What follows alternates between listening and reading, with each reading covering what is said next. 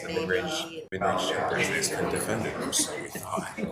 I think it's exposing. Yep. Hey, it's your show. Have mercy. What? This is That was a little bit. You're ready. The right amount of hit on that gavel, huh?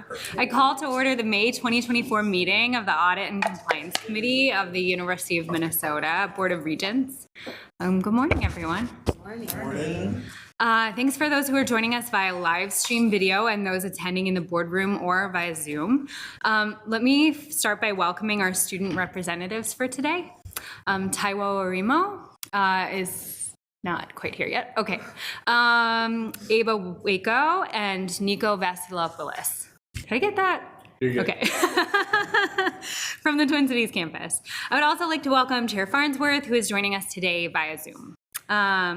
Before we move to our first agenda item, I want to invite Interim President Ettinger to provide a few remarks on recent changes within the Office of Institutional Compliance. Interim President Ettinger, please proceed. Thank you so much, Vice Chair Gully. Last month, we announced the departure of the university's Chief Compliance Officer, Boyd Coomer. I'm happy to report that John Gooden has agreed to serve as Interim Chief Compliance Officer until we are able to conduct a national search for a permanent replacement. John began in the interim role on April 11th. John is no stranger to the department. He has been a member of the Office of Institutional Compliance since 2011, where he currently serves as the Associate Director of the Conflict of Interest Program. With that, I'd like to introduce Interim Chief Compliance Officer John Gooden and ask that he say a few words to the committee. Thank you.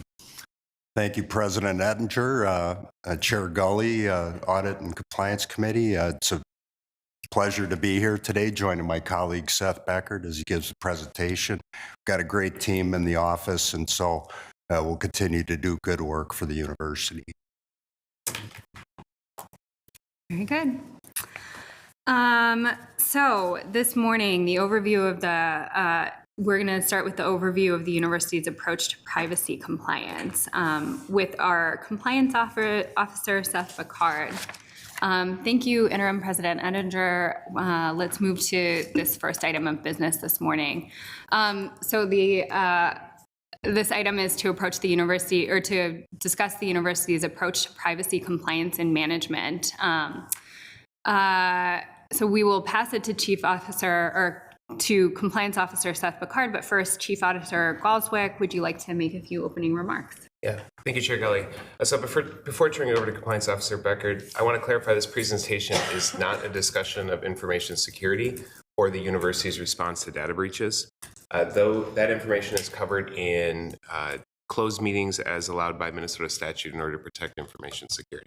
So today we're going to be focusing on data privacy compliance, which will be further defined and explained as part of Seth's remarks. With that, I'd like to turn it over to Compliance Officer Beckert. Thank you, Chair Gully, members of the committee. Happy to be here today. As Chief Auditor Galswick said, we went with Compliance Officer. My title here, I am the Director of the university's policy program, but coming into pinch hit for CCO Coomer after he left at the university. I've been helping him as a staff member on some privacy issues over the past year, so hopefully I can come up with a decent pinch hitting performance here. So the goal here today is to give the committee an understanding of privacy practice at the university, what we have in place right now, and what we're doing to try to stay on top of privacy issues and identify any potential gaps in privacy management. In talking with Chief Auditor Galswick before this meeting, we thought it'd be a good idea to give you an idea, especially with the turnover in our office, to give you a breakdown of what we do in the Office of Institutional Compliance. We have 4 different programs, 3 of which have some operational aspect that have administrative policies that go up through the President's office. I'll briefly mention those. Our first is our Conflict of Interest program. As we mentioned, CCO Gooden is in charge of that. That group is responsible, that program is responsible for managing financial disclosures for individuals. We have each year about 12,000 faculty, P&A staff, and researchers that submit financial disclosures that we review to see if there's any conflicts between university responsibilities Typically, research is the biggest one, but we also look at teaching, clinical health care, and purchasing conflicts. We also manage institutional conflicts when the university has a financial interest, and that's typically when we have a clinical trial on IP here at the university that they want to conduct a clinical trial, a phase 1 clinical trial here. Second program is the program that I'm in charge of, the administrative policy program. Within that program, we have our 200 or so administrative policies and their associated procedures and documents that we house, and we also provide assistance in writing new policies, retiring old policies, and each policy every 4 years has to go through a comprehensive review that will assist with that process. And our third operational program is Delegations of Authority, which is the database that keeps track of all the delegations of to positions within the university from the president on down that we can legally bind the university to contracts in certain situations depending on what the delegation says. So those three out of the way, the fourth program is the most important for this presentation here, our compliance program. And unlike the other three, our compliance program is considered strategic rather than operational. We have a decentralized setup in our office, and we started this in 2006. What we do is we have a few different compliance partner network of compliance partners in 31 different areas at the university. We provide them assistance that we meet 4 times a year to make sure there's no compliance issues between the areas and provide them the assistance needed to make sure each of their areas comply with the regulations in their area. When we do that, we have about 2 to 3 a year we take a risk review in our office of one of those areas. We're a little less now than what we were at our peak. We were doing 6 to 8, and now at this point we've done pretty much every area once. So we do follow-ups every 3 to 5 years. So that's why we're a little less there. And then we do also manage 250 or so ethics hotline reports each year. That's part of the Chief Compliance Officer's annual report to this committee in December. Back in the 2015-2016 timeframe, when the CCO became a part of the senior leadership team, we created a steering committee, the Executive Oversight Compliance Committee. That group meets 3 times a year. And essentially, it's the senior leaders at the university, and the job there is to oversee compliance activities and programs to ensure that we're designed, implemented, enforced, and effective in preventing and detecting violations of law. Cut back to this in a bit, but that was the group that last year at their meeting, when we were setting the compliance agenda for the year, that had the CCO start looking into privacy. So with that out of the way, just a little background. Chief Auditor Galswick mentioned this, but we wanted to define what we're looking at here on privacy versus security. They do go hand in hand, and you can't really have one without the other, but we're kind of 2 different concepts here. Privacy, what we're looking at is the right to manage your personal information, how it's collected, stored, and used. It's part of the contract, like I'm giving you my data, and this is what you can use it for. Versus security is what happens once we appropriately have that data, our duty to protect that against potential breaches and leaks.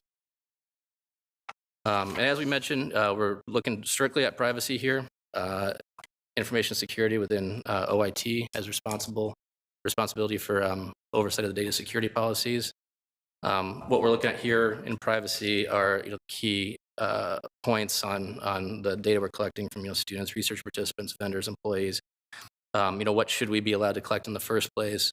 What right does the person have once we have the data, and then who can access that data from the university side? So our current approach, the United States does not have an overarching privacy law, nor does the state of Minnesota. My presentation would probably be a lot shorter if we did. We're left with kind of a mishmash of regulations at this point. There has been we do kind of monitor. There has been some talk on the federal level and then also on the state level within the last month on overarching privacy bills. This landscape could change in the future, but obviously if we're waiting for legislators to pass anything, it could be a while. So this is where we're at now. The big policy regulation that obviously everyone knows is HIPAA, and the key concept for HIPAA is protected health information for any data created or received by a healthcare component or that relates to healthcare and is reasonably identifiable. The university is known, we're a hybrid entity. We have areas, the medical school, but then, including any area that might touch on protected health information is part of that healthcare component. And anyone at the university in that healthcare component is responsible for complying with HIPAA. Our Health Information Privacy and Compliance Office that reports up through the Office of Academic Clinical Affairs is responsible for HIPAA compliance. They provide training at the university for anyone that has access to protected health information. We do have both a University and Board of Regents policy in place to implement HIPAA. The one thing I will note is we kind of use HIPAA broadly. There's actually a few different rules. One's a privacy rule, one's a security rule. We're looking at the privacy office in our HIPCO, or the privacy rule in the HIPCO office. They partner with IT on the security rule. And the key aspects we're looking at here as it relates to privacy is prohibiting the use and disclosure of protected health information, the right to access it, and the allowing amendments of protected health information. The second big one when it comes to higher ed is the Family Educational Rights and Privacy Act, FERPA.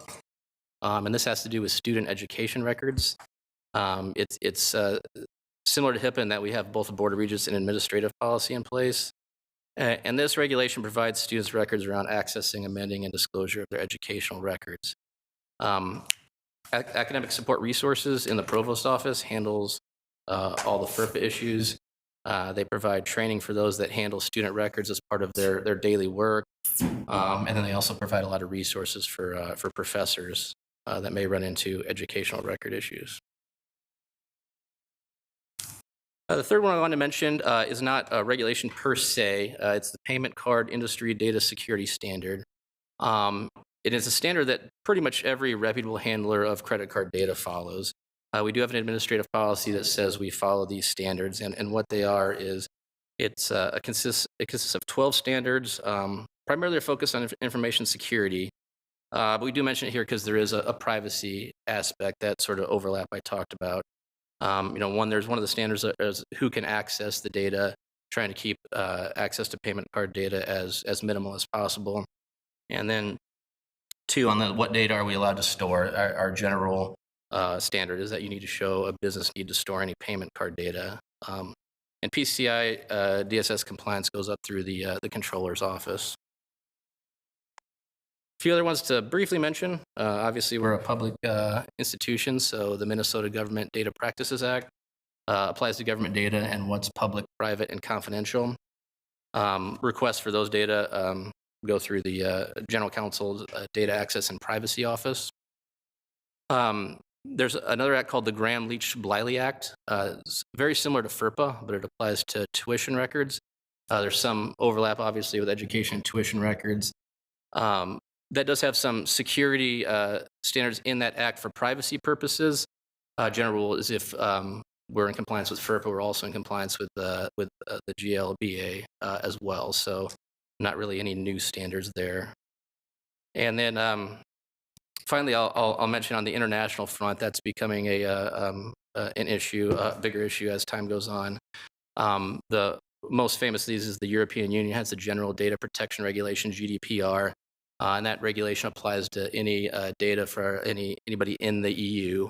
We have a few of our campuses are study abroad people in there, or European Union citizens. Brazil and China have since developed similar regulations. We convened a working group back in 2018 to look at the GDPR. At that time, we did create a privacy notice on our website to comply with anyone that's accessing our data from the EU.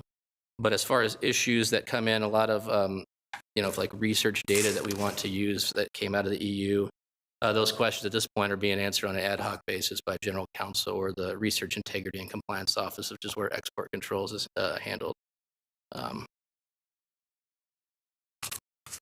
So that takes us to the the PCIS committee, and this is the group that I mentioned came out of the Executive Oversight Compliance Committee meeting last year. I will note, even though we say security is separate, we do call ourselves the PCIS right now. There has been talk about removing information security from that title, but to kind of recognize that overlap that we keep mentioning, we've left it in. This group first met in October 2023. We met 3 times over the course of the year. Actually, we had a brief 4th meeting when CCO Coomer left last month. And the charge of this group is to monitor major developments to privacy, confidentiality, and security on behalf of the EEOCC and identify issues and opportunities for improvement. So our biggest task to begin with is, as you can see with all the regulations being handled in different areas, and make sure everybody's on the same page with privacy regulations. So the biggest key is to increase oversight and coordination of privacy, and that kind of fits in again, with how our compliance program works in the first place, sort of that coordinating function and getting everybody on the same page. The other thing we wanted to look at are data concerns that are coming in outside of each area's defined areas. If we're looking at any gaps and trends, the question was that was presented was that the HIPAA as the one regulation that everyone knows. If a researcher had a question that felt like it was privacy, is it just coming into HIPCO, even though it's not HIPAA data, just because people are aware of it and they need someone to check in on, or similarly, information security, particularly when it came to like vendor assessments, that they do security assessments, and then it'd be, privacy questions could creep in there. So we want to get this group together to get kind of a sense of what that looks like. So in October, we initially convened our stakeholders. The group consisted of the CCO, obviously, our HIPCO director, our chief information security officer. From the general counsel's office, we had an attorney, the data access and privacy office director, and the records and information management director, and then our associate vice president for academic student records, which is our FERPA compliance person. After we met in October, we realized that even like that kind of undersold the scope of the areas that touched on data privacy. So since then, we've added one more attorney from, that's the director of the transactions group. We added our associate vice president for institutional analysis as kind of a data guru that is familiar with all these issues. And then as the materials for this meeting actually started to circulate, we had the controller's office reach out on the PCI DSS standards. So we put the director of accounts receivable on the group, and then the research integrity officer that had some of those before mentioned international data questions requested to join the group. So at this point, we've got a pretty good grasp, I think, of areas they're touching on data. Our initiative so far, as an institution, we joined the International Association of Privacy Professionals. That's sort of the gold standard professional organization in the area. That's been good so far. They've got a lot of resources for us, and then helpful like framework tools to assess our areas of compliance. We created guiding principles that we benchmark against other institutions and businesses, and this is sort of gets to data questions that come up that don't necessarily fit squarely in a regulation where you say yes or no to on how we assess privacy issues. Those principles, privacy by design, that we're building these protections to begin with. That's kind of where the PCIS starts. Transparency and notice that we're upfront about what data we're collecting. Choice, that we're giving the individuals an option to opt out, and then along with that, that we tell them what happens if they opt out. If you're a patient, for example, what would happen if we can't see your medical records and how that might impact your care. Ability for an individual to review and correct their information, protecting that information, and on the privacy side, that has to do with making sure everyone's aware and providing that required privacy training. And then finally, accountability for those that have access to data. One of the initial requests from the EOCC was that second piece that I mentioned, that we wanted to grasp on what everyone is seeing. We're kind of working in a little bit of anecdotes, because we just don't know what we don't know on some of these areas. So we've created a tracking tool that we can, all of our committee members, and that's where having such a broad swath of committee members helps, is that they're able to track questions that they get in that don't necessarily fall under their area. So we kind of get an idea of scope of the privacy questions that are coming in. And last, which will be the hardest undertaking, is we've started to take an early look at an overarching privacy policy, which includes benchmarking against a few other institutions on what a privacy policy might look like. And at this point, we're not for an overarching policy. We're not.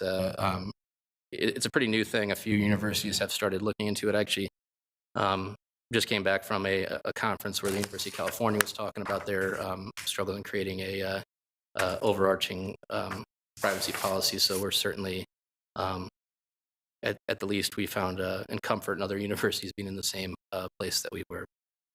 So that's the end of my materials here. So I'll turn it back to the committee for questions. Thank you. Are there any questions or comments from committee members? Thank you, Chair Gully. Thank you very much for the presentation and the work and for pinch hitting. Definitely appreciate that. You mentioned our compliance function is strategic rather than operational. If you could talk more about that, and then particularly, I guess, where my mind goes is where's the operational part of that? Where in our institution are we covering the operational side of compliance? And then, as a public institution, I mean, especially an institution of higher education, this job is probably even more challenging because our ethos, our default is to share, is to have stuff be public, right? I mean, compared to a private corporation where it's private unless made public, where our information is public unless made private, right? So within that challenging context, how do we make sure our units are complying in such a distributed, I mean, you don't get to just enforce that centrally. I mean, the data is really spread out. So if you could talk a little bit more about that.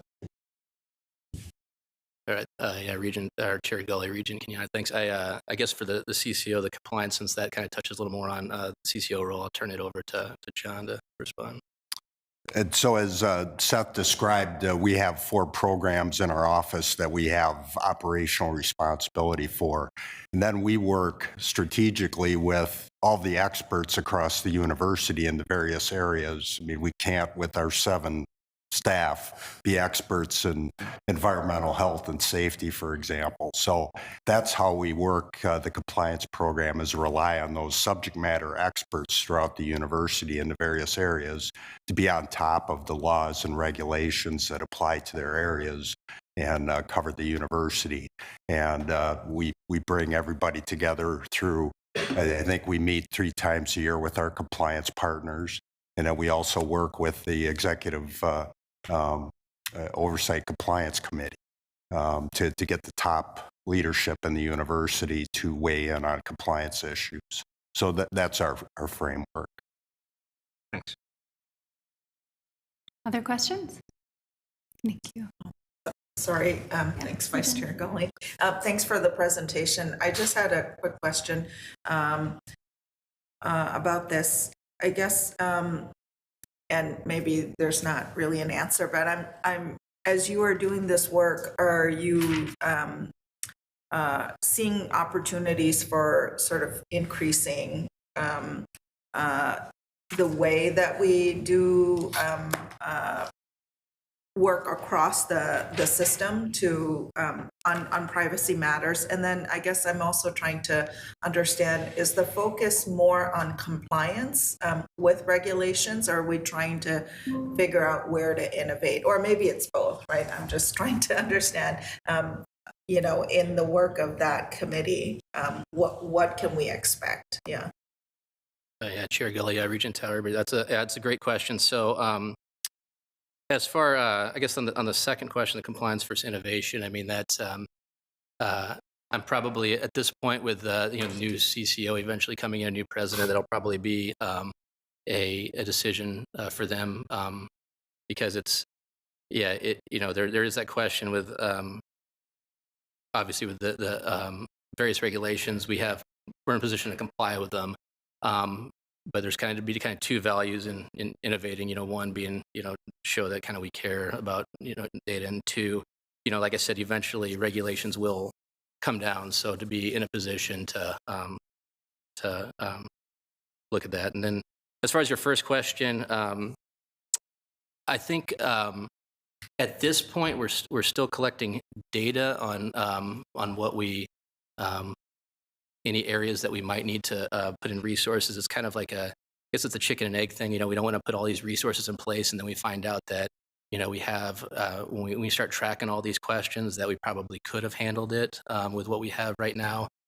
So I think at this point it's just kind of an open question. We're kind of more in the gathering information stage right now to see if if there's a reason to increase resources.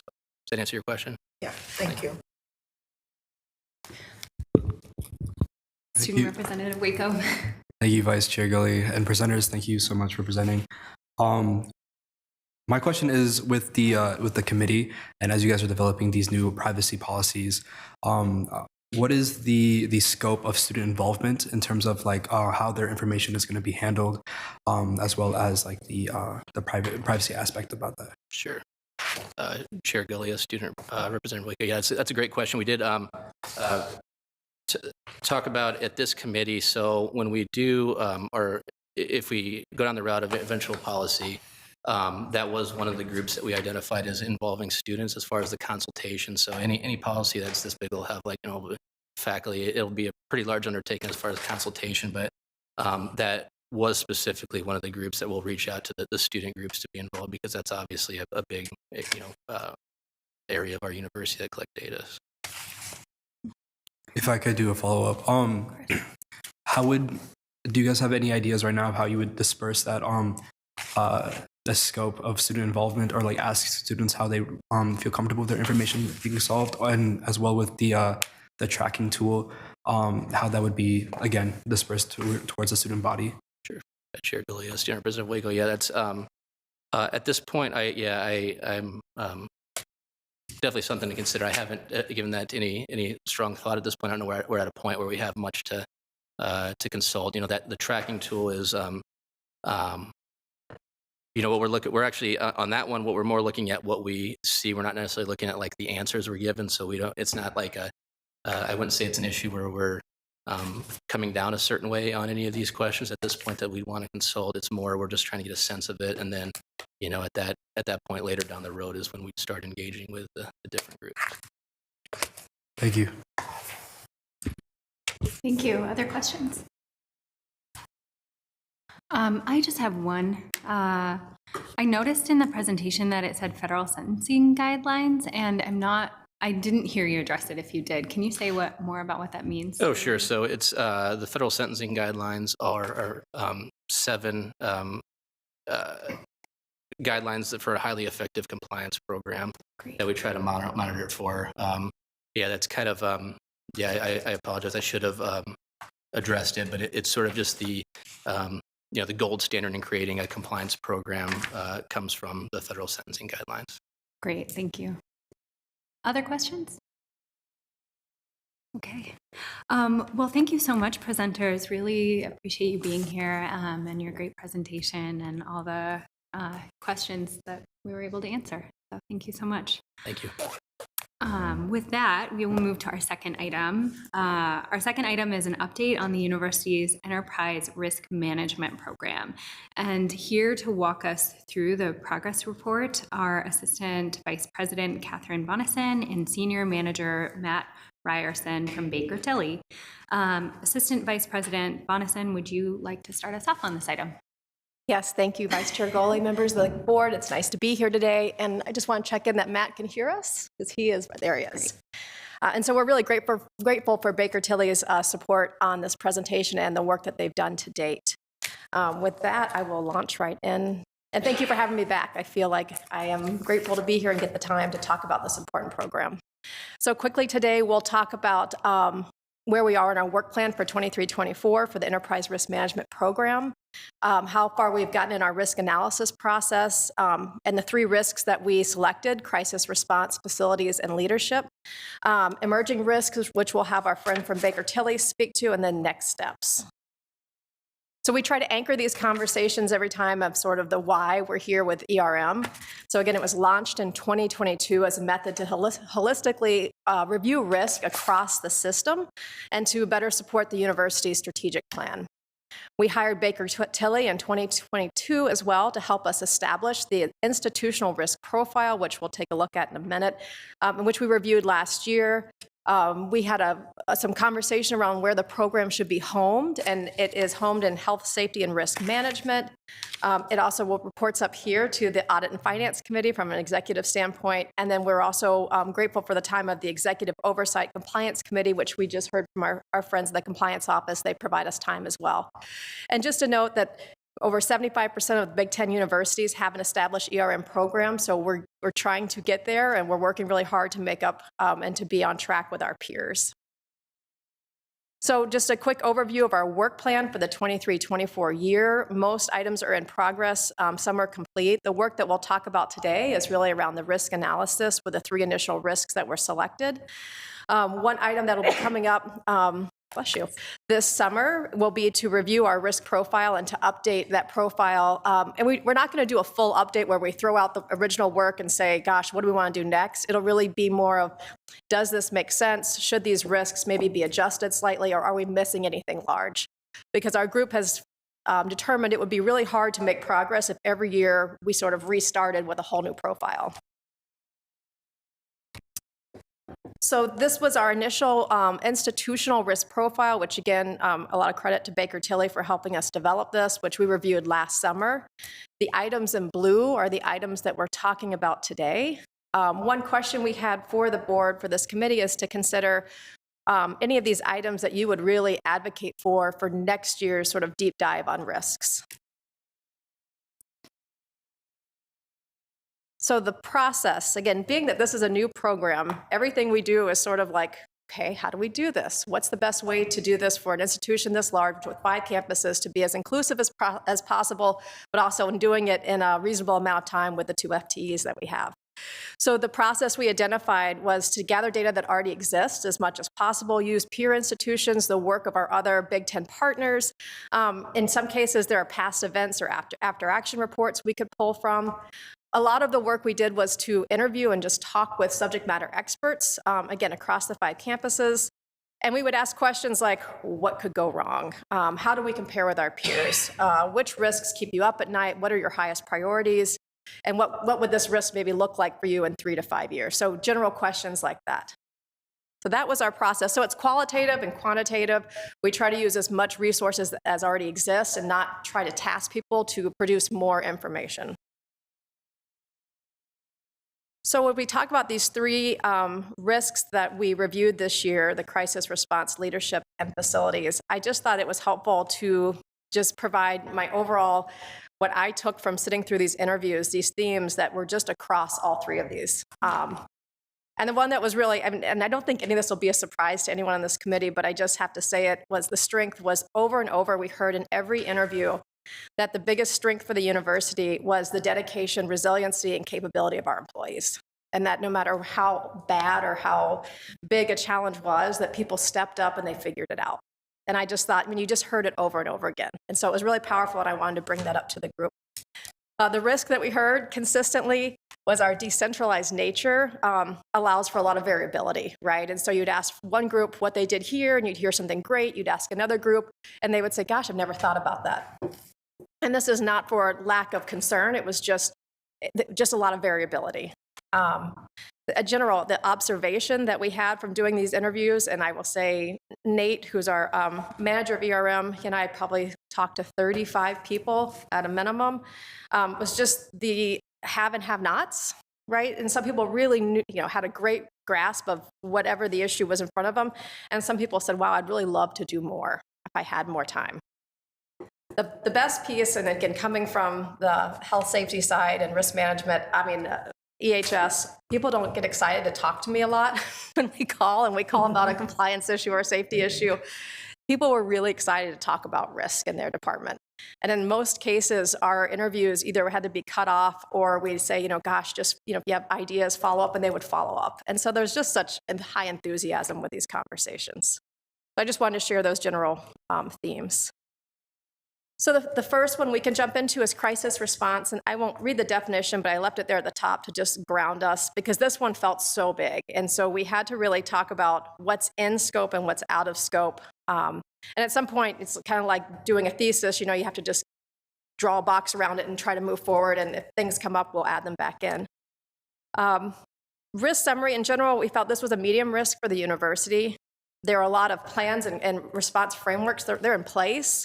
But sometimes their effectiveness just may not be, it just may not happen the way that the plan anticipated. And the velocity of these events, as we know, once a crisis occurs, if something goes sideways, it can really go off the tracks really quickly. And so that led us to an overall sort of medium risk. Overall observations when we reviewed this risk, folks didn't necessarily know about all the plans that were in place or processes that exist or areas where they had resources to help them be more prepared for a crisis. We heard about communication challenges that people would say, gosh, I would like to do that, but I don't know who to call, or I didn't know they did that. So sometimes siloed behavior. The one that, again, this is not new information, but it's really something that we struggled with, is this high community expectation where people want to know all the information right now. And gosh, why aren't you telling me all the information right now? And we didn't, again, some of these risks you don't have an easy answer for, but we heard that over and over. And then the unpredictability of a social media influence. So as much as we want to control a situation, sometimes our ability to influence and control that is only, again, goes so far. So continuing on in crisis response, again, the area of strength we heard over and over again, staff are experienced, they're capable, they're seasoned, they are very nimble and able to respond. We have the appropriate planning in place. And then people said over and over, COVID really gave us the opportunity to practice being in sort of a crisis mode for 2 years. So, we got to practice that. Our risks, again, unified command, not always being able to support that in our sort of decentralized nature, communication, and leadership transitions leading to gaps in knowledges. And this, I think, was a little, at times, more concern and acute on our system campuses that sometimes key roles may hold 4 or 5 hats. And if that person were to leave, oh my gosh, the knowledge gap would be gigantic. So with that, we transition leadership as a risk. We didn't get as deep as we have with crisis response. So we don't have a rating yet. We really are working through that. That was one of our in progress. But I would like to share some of these themes that we've got to date. So again, the definition is at the top. The good news we heard from almost every group that we talked to was that the university is still a very desirable place to work for senior leaders, and they're not having a hard time attracting people to these positions. What we also heard, though, is at times onboarding can be inconsistent, and some people do a really good job, and some folks said, I would like to do a better job, but for whatever reason, we could not. The one note, and I know Provost Croson isn't here, but we learned that the provost hosts a new dean's school for all deans, and just to hear about that and the value that deans found in that was really remarkable. Formalized succession planning, that doesn't consistently occur, and so does everybody, and I just say everybody, but folks in key senior leadership positions, do they have a number 2? If something was to happen to them, could someone step up and fill that role? Complexity of the university was mentioned a number of times, that it really provides this higher ramp before someone can be very effective in their role. And so how do you help them speed that process up to get through that complexity so they feel they can jump in and really do the job they were hired for? And we heard, sometimes there were inconsistent or ineffective responses when people are struggling. How do you help them to step into the role that they were hired for? And if we can't get them to step into it, then what are those other options? Continuity of leadership, and that's, again, our ability to maintain momentum on these key initiatives when we are working through transitions. And the third crisis, I hope this isn't a crisis, the third risk that will not be a crisis that we did look at is facilities and maintenance. And this really speaks to the declining condition of our physical assets, our ability to meet user demands, and then some of the cost and safety challenges. Again, number one observation was highly skilled employees, they keep these buildings running. And so again, no matter what breaks, what explodes in the middle of the night, or what mishap happens in a lab, you have folks who step in and figure it out. We heard very strongly that funding is a challenge. And I know that President Ettinger and others have been doing a really good job advocating for that, but we heard that over and over. And that steep backlog of deferred maintenance kind of exacerbates our problems. A lot of have and have-nots across our system. We have lots of folks who are in buildings that are not desirable, and we have a handful of very shiny and desirable, and so it creates sort of that divide. Our high volume of older buildings makes the renovation and upkeep very challenging because those buildings that maybe were built in 1952, when we go in to renovate them, now the code for 2024 applies. And so all of those new costs that go with getting them up to code apply. Transitioning our space to become more flexible, which is a goal, and we really want to downsize, I know, this footprint and make our space much more usable for students and meet those expectations, but doing so is expensive. And so a lot of schools and colleges and the system campuses had mentioned they just can't do that at this moment. And then again, matching those facility and space needs to changing student demands. And so some of this was around, we talked about if enrollment declined, how did they match their space to meet those issues? Very creative ideas, reusing dorm space for other needs, being able to offer it to bring in, different revenue. I mean, people were very creative, but there was no consistency across our system campuses around being able to match those changing dynamics. With this slide, I'm going to turn it over to Matt from Baker Tilly, who's going to talk a little more broadly about enterprise risk management in higher education. Thank you, Catherine. Good morning, Chair Foley and members of the committee. I'm really excited to be back in front of all of you. First off, I just wanted to take a moment to express my sincere appreciation and admiration for the great progress and achievements that Catherine and Nate have both spearheaded over the past year in implementing and maturing the enterprise risk management program. I know that navigating this effort is undoubtedly a journey. And so I've always admired their unwavering, commitment and energy and enthusiasm to kind of sustaining and evolving this effort. As you know, it's important to anticipate and mitigate risks that are standing directly in front of us, but it's also equally, if not more important, to anticipate and mitigate risks that may be arising or emerging, whether it's due to trends or technologies or even societal changes. And so ignoring these emerging risks or failing to adapt to evolving circumstances can leave, any institution really vulnerable to unforeseen challenges and threats. And so integrating, emerging risk into the enterprise risk management program is really essential for its overall effectiveness and certainly relevance in what seems to be a very dynamic landscape today in higher education. And so emerging risks really often transcend the traditional risk categories, and it really does require a holistic and forward-thinking approach to risk management. And so by incorporating, emerging risks into the risk assessment process, the risk registers, the mitigation strategies, we can really ensure that we enhance the comprehensiveness and agility of an ERM program. So that being said, each year the United Educators, college and university members, they share their most pressing risks in the top risk survey. And so this year's survey had revealed the self-reported top risks across the United Educators higher education membership. And it also notes kind of changes over the past years as well. And so the following trends on the slide are really sort of scoping the landscape of higher education today, regardless of geography or institutional type or even brand. And it's really these risks that have the potential, both positive and even negative, to significantly impact operations, stakeholders, and the mission really of an institution.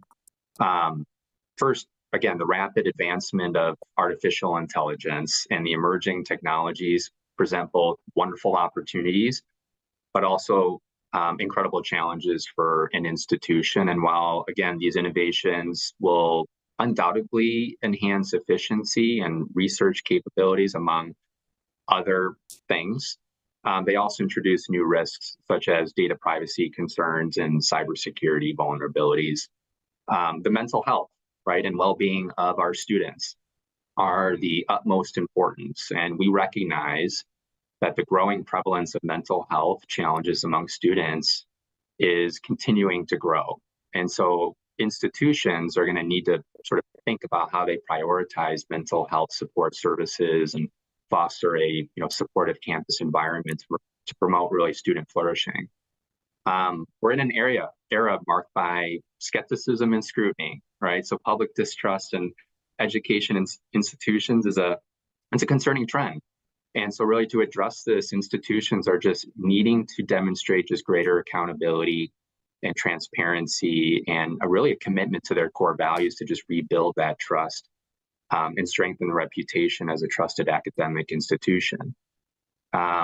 We hear about climate change, right? Climate change poses multifaceted risks to universities, including physical, environmental, and even reputational risks. And so institutions are going to need to really sort of think about adopting sustainable practices, mitigating climate-related risks, and then preparing for any potential disruptions to operations and the infrastructure as well. We're in a very dynamic political landscape and a very evolving regulatory environment, as we had heard during the compliance report out. And that certainly is going to introduce uncertainties and challenges for higher education institutions. And so institutions and really the compliance function are going to need to continue to engage with, policymakers, monitor regulatory developments, maintain flexibility in their strategies to kind of navigate those challenges effectively. And then lastly, I'll just mention leadership turnover and the evolution of NCAA rules and athletics are just becoming a greater area of focus today and probably over the next 10 years at least. The accelerating talent crisis in the executive ranks is certainly being amplified, by the multifaceted complexities of a college president's role. College athletics is certainly shifting towards increased professionalism in the, wake of policies and practices, including, the interpretation of name, image, and likeness rights, the booster group influence, the use of transfer portals, conference realignment, Division I membership changes. It's prompting a lot of discussion about the future of student athletes. And so higher education institutions will need to be thinking about, again, succession planning, cultivating leadership pipelines, and then prioritizing compliance and ethical conduct just to ensure, stability and just maintain a competitive edge in collegiate athletics. So again, that all being said, addressing these emerging risks, other emerging risks that are going to probably surface, in the future as well, which is proactive risk management strategies.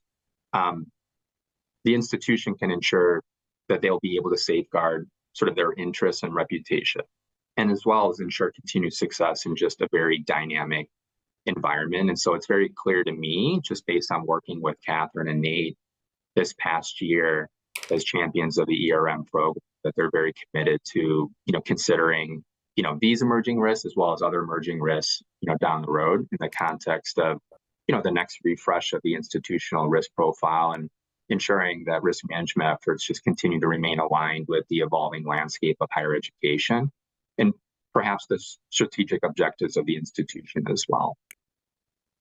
So Catherine, I'll perhaps maybe turn it over to you to maybe discuss where we're heading and next steps, unless there's anything else you wanted to mention about this slide. No, thank you, Matt. I appreciate the context. It helps us go big and back down to the University of Minnesota. So briefly, next steps for the work we're doing this next year, we're going to complete those risk analysis for the 3 identified. The mitigation plans are looking at what's in place and how effective it is, and then to bring that information back to the committee. And just to close us out, we use this slide in every presentation, but just the value of ERM. And I'll just read the 5th one of improving organizational resilience. That's what we keep thinking is sort of our role is to help us be more capable, flexible, and able to respond to risks. So with that, I am happy to take any questions the committee might have, or Nate is as well. Matt is as well. Great, thank you so much. Is there any discussion? Yes. Yeah, thank you, Vice Chair Gully and Associate Vice President Bonison for your presentation. You spoke a few times about the risk that comes along with communication silos and the decentralized nature of the university. I was wondering how you think we can best address this, not necessarily by taking away that decentralized structure, but by fostering more effective communication across units and campuses. So I was wondering what your team is kind of thinking about that.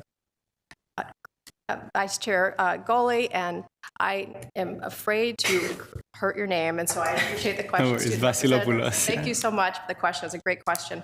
You know, I think there's a lot of work to be done to work more effectively across the system, and some of that may be the networking piece that's not as formalized, and so making sure that we reach out and share information and reduce the silos. And so I think that creates consistency. And then whether or not there's a more formalized way to do that, but I think it's to try to share information and help people understand what our standards are and what resources are in place so that we can all be using those same resources versus trying to fill holes and respond independently is sort of the short answer. But thank you for the question. Thank you. Thank you. Yes, please. Thank you, Vice Chair Gully, and thank you, Ms. Bonison. Couple of things. One, you had asked like in the beginning of your presentation about like certain things that you'd want the committee to like highlight for like further review and stuff.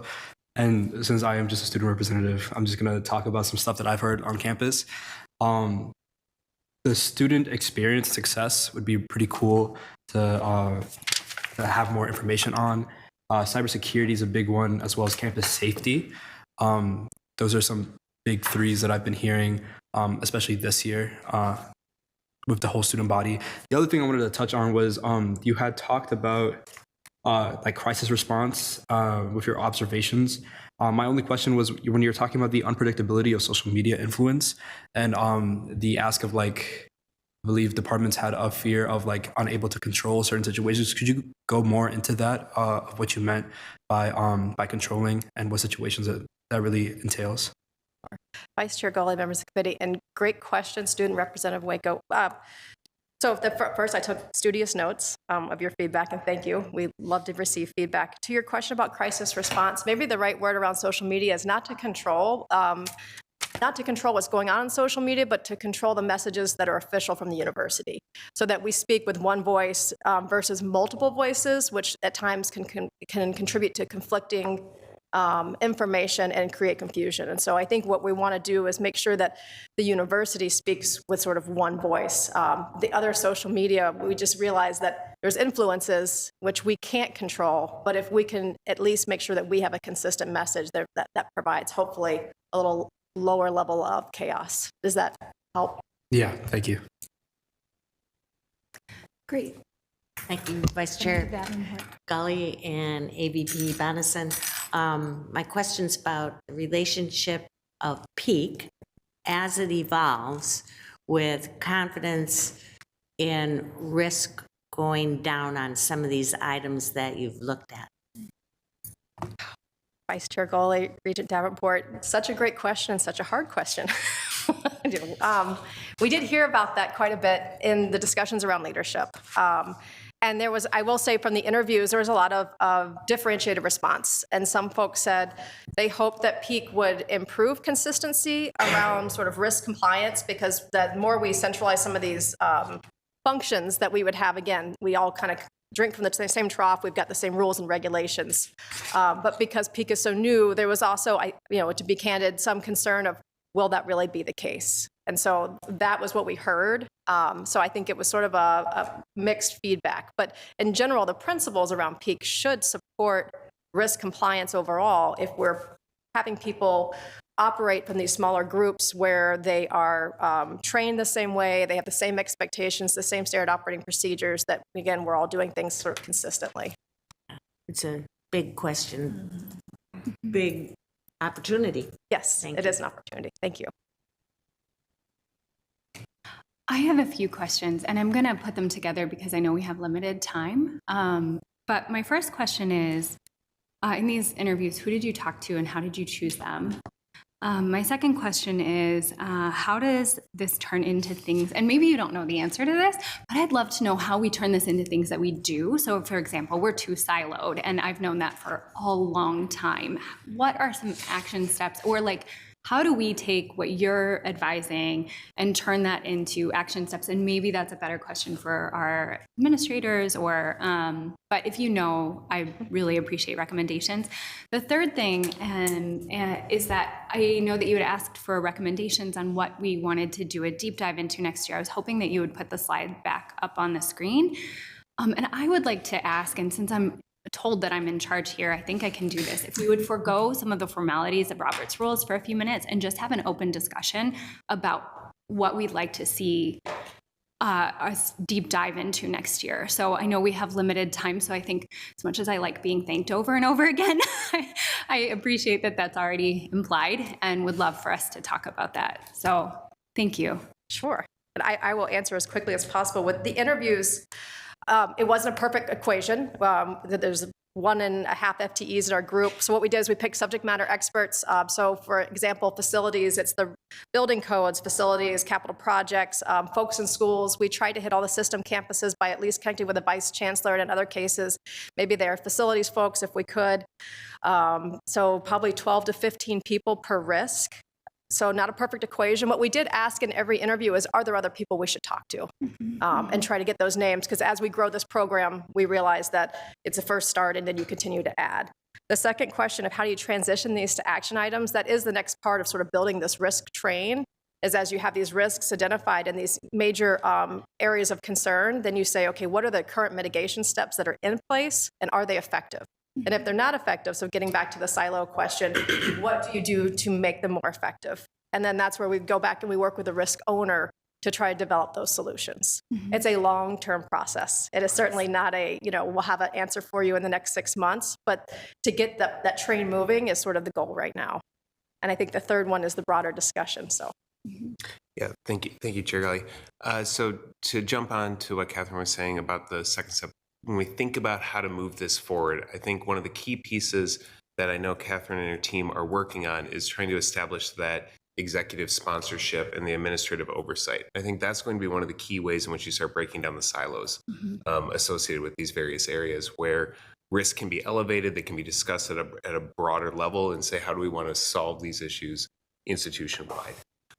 So that was the first thing I want to say. The second piece, when we talk about the risk profile, and I think it'd be great to open up to any comments that folks have, I would also want to highlight that we will likely bring this back to the Audit and Compliance Committee at the beginning of the next agenda cycle, so probably in September, something of that nature. So this could be a good initial conversation, but I don't want people to feel that they're limited in the conversation to the few minutes.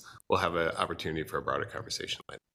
And if I could just make one comment, I would really love it if, while we're thinking about how we implement this, if we're not only talking to senior leaders, I'd love to make sure that we're involving students and involving faculty and involving staff, because a lot of the time these solutions really can be grown from the people who are in the institution every single day and are operating in these systems. I know right away when I think about the silos, I have it sparks oh, I know what I would have really appreciated while I was, teaching or whatever. So I'd like to encourage us to think about how we get deeper in that. But just everyone we probably can take about 3-4 more minutes, and then I think we need to move to the next item. But if you would look at these items on the screen, I would love to hear, we can't expect a deep dive on all of these things next year.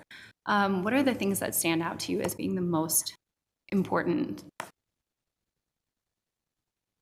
You're asking us to, or everyone. Oh, okay. Yeah. Please go ahead. Thank you. To me, looking at this list, it's an all-in kind of thing. And as we look at the conversation coming down in the next meetings, there's almost, I'm sure you can put bullet points behind under each of these to say, we are focused on this. Nothing's more important, less important. They're all important. I think what I'd be worried about is we get going so far on the deep dives that we miss some of the daily operational maintenance, I guess, and that if we keep moving, we're not backfilling on your recommendations. I don't know if that makes sense, but that would be my worry.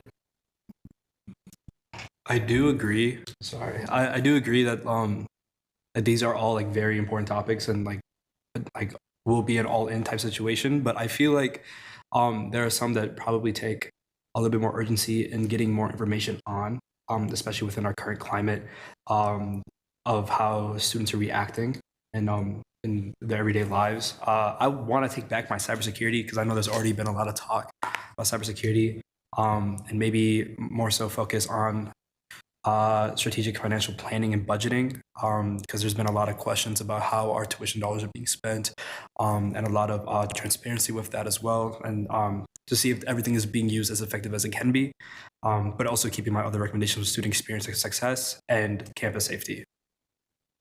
Great. Yeah, and I was just going to add, I mean, I think all of these are important, and sometimes what I'm, I guess, interested in is how can we be more proactive, right, rather than reactive.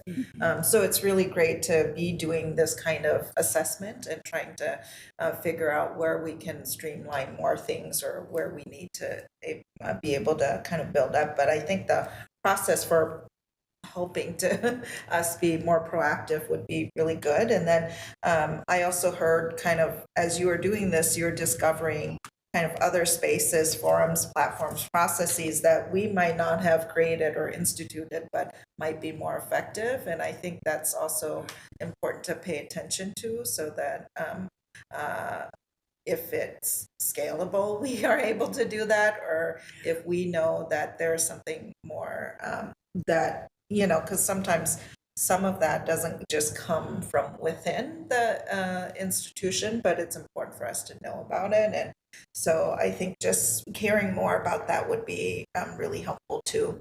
And then I did have a question, or not really, maybe just a comment about facilities. I mean, I heard as we were doing more campus visits, just the reality of kind of the hybrid approach to so much of this. And I guess I'm really interested in also understanding how we're going to deal with that, right? Instead of just saying it's a reality, but I'm not seeing, I guess, the match to that. So how, as we are, you know, thinking about this, it'd be good to hear more. And I'm told that we can take a couple more minutes with this, so. Oh, please, Ted. Yeah, thanks, Madam Chair. Yeah, I think strategic financial and planning and budgeting is certainly key, and all of these things are important, but it's closely tied in with enrollment strategy. And anyway, those two things are very tied closely together from my perspective. Thanks. Please. And that's a perfect segue into what I was, what's coming up for me. The three that stand out for me are number 4, 13, and 12 in that order, sort of enrollment strategy on who's enrolling at the university and how are we getting them to do so, how that translates to student experiences and success, and then the experience that students have here ultimately leads to student retention. So I'm very interested in how many of these are very interconnected, like a lot of us are saying up here, and how maybe finding kind of the one that we can maybe focus on. Maybe that's student experiences, that ultimately the experiences and success that students can have here will lead to them enrolling and will also lead to them kind of staying. Finding the ones that might be so interconnected that we can focus on them that will lead to other success as well. Thank you. And I would like to add, you know, these last couple of weeks, campus safety has been high on my mind here in the Twin Cities campus in particular. And so, and I think that also, you know, all of these have a lot of interplay between them. But I would be remiss not to mention that And then employee retention and morale, I think that has such a huge role in our student experience and in retention and in student enrollment and in our long-term financial planning. And so thinking about how we're taking care of our people and our community is really important. Other comments? I would love to, just a sort of point of privilege, but I would love for us to, take a little snapshot of this, and if it's going to come back up, to really think about this over the next weeks and think about how we want to ask to dig into these questions going into the next year. So we'll come back to this. But I would love for us to be sort of thinking about it while we're around campus, while we're around other people, asking our people on campus, like, what do you think are the most important things? What are the things that will really affect your experience here? So yeah, I think that would be great, and I'm sure Catherine would agree with that. As part of the Audit and Compliance Committee's role for providing oversight of enterprise risk management, I think it's absolutely appropriate to always be keeping that risk lens in all your conversations, so that we can bring that back to the administration. Mm-hmm. Yeah. Thank you so much. Thanks for the thoughtful feedback. Appreciate it. Really appreciate it. We'll see you soon. Thank you, Chair Galway and the committee. Thank you so much. Great. With that, we will come to the information items. Chief Auditor Galswick, anything that you would like to highlight? Yeah, thank you, Chair Galley. So there's one information item before the committee today on page 37 of your materials. This is a report on services provided by external audit firms. This is a report that is required by board policy. It's broken into two sections. The first is the external auditor review, which details the administration's assessment of Deloitte's engagements with the university, including the overall contracted costs, et cetera. The assessment does find that overall Deloitte provided excellent service. The second section is a summary of all audit and non-audit services provided by auditing firms. There is a schedule on page 41 of your document materials that details the costs of those. And on page 42, there's some additional information. I think it's important to note that all of these engagements have been previously reviewed by the Audit and Compliance Committee as part of other consent or agenda or information items. With that, I stand for any questions, or Controller Viola is also here if there's any specific questions folks have. Yes, please. I had one question. It was on page 40 on the materials, talking about annual institution audits and AUP engagements.